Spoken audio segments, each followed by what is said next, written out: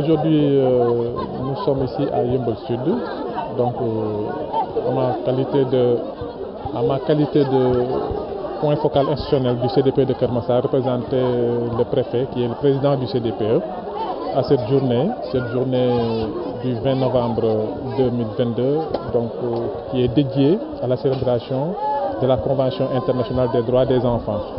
Aujourd'hui, nous sommes venus sur l'invitation de Alpha Dev assister à une belle cérémonie où vraiment les enfants ont bien compris le message sur les droits de l'enfant. Il y a eu des sketchs, il y a eu un panel. En tout cas, nous remercions très chaleureusement l'Alpha Dev vraiment qui nous a conviés à cette rencontre. Alors, comment vous voyez aujourd'hui le droit de l'enfant au Sénégal? Est-ce que c'est bien respecté ou pas selon vous? Oui, il y a eu beaucoup d'avancées qui ont été réalisées. L'État du Sénégal vraiment a toujours mis l'accent sur le droit des enfants. En tout cas, au niveau des CDPE, parce que tous les départements du Sénégal ont un CDPE, c'est-à-dire des comités départementaux pour la protection des enfants, qui œuvrent pour le respect des droits de ces enfants-là. En tout cas, il y a eu des avancées, mais la lutte continue. Le droit des enfants, c'est pas quelque chose qui va être réglé peut-être du jour au lendemain, mais en tout cas, nous les acteurs de la protection, nous sommes en train vraiment de tout faire avec l'accompagnement des partenaires comme Alpha Dev qu'il fait dans le département de Keur Massar. En tout cas, nous sommes à pied d'œuvre vraiment pour essayer de tout faire pour permettre à ces enfants-là de jouir de leurs droits. Ok, à quel moment quels sont les blocages de cette protection organisée en œuvre vraiment dans la lutte contre la protection des enfants? Oui, vous savez que Keur Massar, dernier département créé, rencontre beaucoup de problèmes, notamment dans le domaine de la protection des enfants. Parce qu'à Keur Massar, vous savez, c'est une population extrêmement jeune. Ensuite, il y a beaucoup de zones à risque.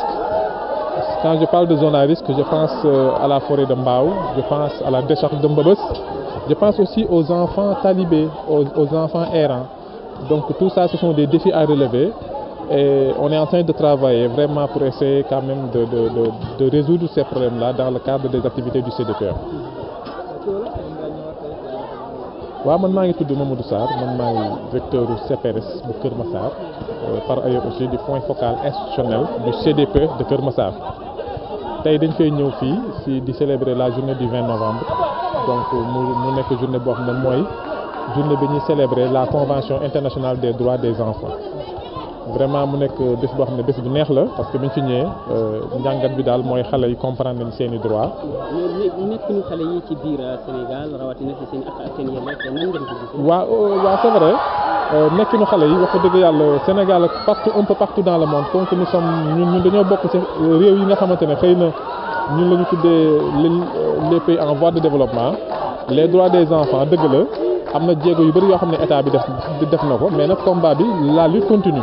Parce que boo xoolee tey au Sénégal partout foo mën ci dem département yëpp am nañu CDP mooy comité départemental pour la protection des enfants donc CDP yooyu nag ay agents ñoo ci nekk la société civile ngi ne état mu ngi ci ñuy liggéey vraiment di xeex pour xale yi am seen droit mën a jouir aussi ci seen i droit. waaw Keur Massar moom bu ñu waxantee dëgg rek département la boo xam ne jafe-jafe yi ci wàllu protection de l'enfant bëri na. Parce que dafa am ay zones à risque donc département bu bees la boo xoolee lu mel ni décharge de Mbebes donc foofu zone à risque la nga dem xool fu mel ni la forêt de Mbao foofu zone à risque la sans compter aussi mendicité bi li fi am ci ay daara mendicité bëri na parce que boo xëyee le matin da ngay gis xale yi vraiment di errer donc mu nekk ay problématiques yoo xam ne en tout cas ñun au niveau du CDPE ñu ngi góorgóorlu di ñafe vraiment pour vraiment trouver des solutions avec partenaires yu mel ni Alpha Dev di ñu ci jàppale ak ñeneen i partenaires aussi am nañ yaakaar ne xëy na du ñu mën a régler lépp à 100% mais daal dinañ ci xar suñu tànk tubéy vraiment xeex loolu ba xale yi daal jot seen i droit incha allah. yenn saa itam ñenn ñi dañuy subir li nga xam ne moom moo nekk ay maltraitance loolu itam. waaw vraiment loolu moom dañ koy méttitlu bu baax xale yi maltraitance bi ñuy subir violence bi nga xam ne ñu ngi koy subir de sax temps yi violence bi nga xam ne vraiment mu nekk violence boo xam ne war nañ ci bàyyi xel mooy violence en ligne parce que xale yi léegi dañu utiliser portable de portable yi nekk na vraiment prox ndolle boo xamante ne xale bi mën na si subir violence bi méttee métti parce que xamul. Donc je pense que loolu aussi tamit ñun CDP bi ñu ngi ciy xalaat avec l'accompagnement de Alpha Dev am na vraiment lu mu si bëgg a def incha allahu rabbi xam naa si bés yi di ñëw dinañ ci organiser ay séminaire de renforcement de capacité des membres du CDP pour kenn ku nekk sa gox ba nga nekk si commune bi nga nekk nga xam nan ngay taxawee pour jàppale xale yi ñi nga xam ne ñoom ils sont victimes de ces violences là surtout le cyberharcèlement la violence en ligne.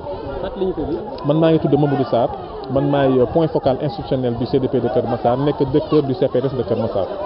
waaw kontaan nañ trop ndax ñun suñu mission daal mooy lépp loo xam ne moo lalu ci àq ak yelleefu xale ñu xool nuñ ko mën a divulgariser maanaam tas ko ba xale yëpp xam seen i àq ak seen i yelleef daal.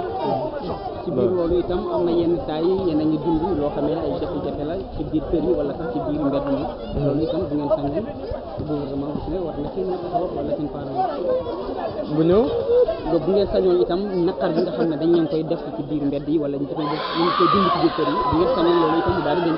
waaw bu ñu sañoon kay xanaa képp kuy nit ànd ak xel mënoo nangu sa conscience ngay gis xale ñu koy maltraité wala ñu koy def benn yenn métital yi ñu koy teg ci xale yi daal bu ñu sañoon daal loolu mu dañ. ci biir loolu kon am na kon message boo xam ne dañ koy lancé gouvernement bi wala parents yi. waaw gouvernement parents yi surtout parents yi ndax ñoom ñooy premier facteurs yi maanaam ñu xool seen stratégie yu ñuy yaree xale yi maanaam du xale du dóor rek mooy yar mais booy waxtaan ak sa xale di ko wan yoon bi dana tax mu gën a comprendre mais pas dóor du maanaam du moyen bu efficace pour yar au lieu mu yar sax day gën a yàq xale bi.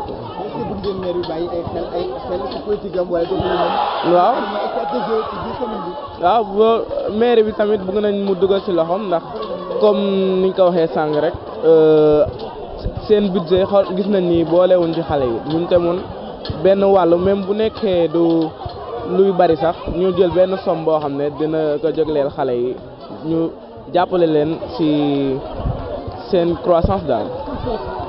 En France, je reviens un peu rapidement sur la situation des enfants au niveau de Yeumbeul Sud. Vous êtes le maire du conseil municipal des enfants de Yeumbeul Sud. Ouais. Aujourd'hui, à cette occasion, nous voulions célébrer la journée des conventions des enfants qui est le 20 novembre. Mais malheureusement, on n'a pas pu le célébrer le 20 novembre. On a saisi cette occasion pour le célébrer ainsi que faire la divulgation des droits et des droits et droits et devoirs des enfants. C'est aussi l'accompagnement de l'équipe municipale à l'endroit des enfants. L'endroit des enfants, oui. On a vu aussi la participation des JOSN, de l'ONG comme l'Alpha Dev ou bien l'Union européenne qui avons mis en place le projet Diofa pour permettre aux enfants de savoir les devoirs et leurs droits. Et vous sollicitez l'équipe municipale aussi à vous accompagner davantage?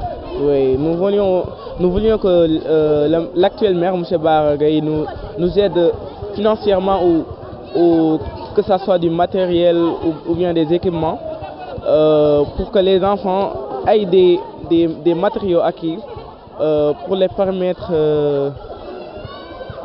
de s'épanouir. Merci. Absolument, absolument. C'est une journée qui est dédiée aux enfants et que dans la gestion de la commune, une bonne partie de cette gestion-là est dédiée aux enfants. Raison pour laquelle le septennat qu'on a fait, on n'a fait que réaliser des écoles pour mettre nos enfants dans de bonnes conditions d'études. Et c'est pourquoi c'est une journée qui est marquée dans ma mémoire, qui m'a fait plaisir, parce que les enfants d'abord. Alors, les enfants, au-delà de ces infrastructures, on a constaté aussi en termes de loisirs, en termes de sport, il y a un match au niveau de la commune. Est-ce que aussi vous comptez désorienter votre investissement pour un meilleur épanouissement des enfants au niveau de la commune? Absolument, l'un des lieux d'épanouissement, on est là-dedans. C'est là-bas où on a organisé. Et les établissements scolaires, c'est une partie, parce qu'il y a une politique de la commune, c'est d'abord faire ceci, et ensuite cela, et ensuite ainsi de suite. Alors c'est pourquoi aujourd'hui, et même dans ce budget de cette année, nous avons prévu même des lieux d'épanouissement. Dans le budget de l'éducation ou dans le budget de la jeunesse, nous avons prévu même des toboggans pour les enfants, là où les enfants vont s'épanouir. On en a sur le long de la bretelle terre, on a des espaces qu'on attend que le ministre nous lègue ces terres-là pour pouvoir réaliser des lieux où les enfants pourront s'épanouir et pourront être à l'aise pour ne pas aller, surtout pendant l'été, ne pas aller vers la mer et se noyer. Donc nous pensons beaucoup à ces enfants. Il y a aussi le plaidoyer des enfants qui demandent un budget participatif dans les communes aussi. Est-ce que vous êtes prêts à accompagner bien, à laisser une part de ces enfants-là dans les Absolument, malgré que la nomenclature budgétaire ne permet pas de dire qu'il y a une partie où on réserve pour les enfants, pour la protection de l'enfant, mais on va faire un budget sensible aux enfants. Un budget sensible et à toutes les couches, diront. C'est-à-dire parce que quand on parle des enfants, on parlera des femmes demain, on parlera des handicapés. Donc c'est un budget qui sera sensible à toutes ces couches-là, Inch'Allah, et pour mettre nos enfants à l'aise et pour les faire connaître que ce seront les leaders de demain. La place que nous occupons aujourd'hui, demain c'est à eux de l'occuper. C'est pourquoi il faut les préparer éventuellement à pouvoir gérer la cité demain. Voilà.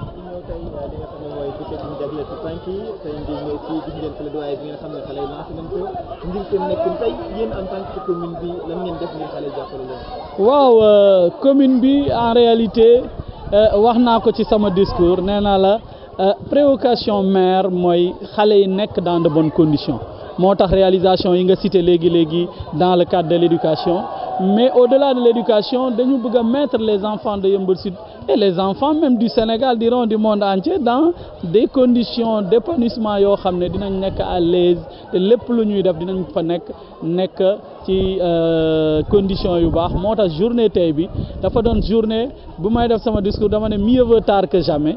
Le 20 novembre la woon, mais tey ñu def ko c'est di pare au même. L'essentiel nañ ko def xale yi xam ni am nañu bis te bis boobu ñoom ñoo ko moom pour que ñu xamal leen ni am na loo xam ne ñoom ñoo ko war a jàng xam ko ci seen biir loolu ñoom ñoo ko moom. Donc looloo tax tey bis bi marqué ma lool. bokk na ci mbéyatu xale yi wala bu ñu bëgg ñu leen a boole ci budget bi ngir seen nekk gën a ñoom ci biir commune bi nga xam nga ni ñu ci dund ak ay jafe-jafe rawatina ay bërëb yoo xam ni yenn say di méngoo ak seen nekk. C'est vrai bokk na ci budget bi parce que ci nasaraan maa ngi lay wax ni budget bi amul benn depuis 1969 budget bi noonu lañ ko budget commune yi noonu lañ nomenclature bi mel amul fenn fooy mën a naan damay def lii xaalis bi pour protection de l'enfant, mais dañuy defar budget boo xam ne un budget sensible boo xam ne budget bi day yéeg ni xale yaa ngi fi bu affaire xale jotee ñu investir ko fa pour que xale yi nekk dans de bonnes conditions. Looloo tax tey vraiment ma lay wax ni en tout cas Yeumbeul Sud le maire lui-même xam na loolu. Keroog maa ngi koy déglu Assemblée nationale muy wax ci mbëbës parce que xale yaa ngi fa di liggéey xale yaa ngi fa di dund mu koy wax donc moom loolu de lu sensible la ci moom te moom mu ngi ci travail. Même débat d'orientation budgétaire bii ren am na luñ ci wax te dañoo bëgg même comme nomenclature budgétaire bi amul loolu mais ñu créer benn commission chargée de la protection de l'enfant te Inch'Allah dinañ ci tax. Promoged.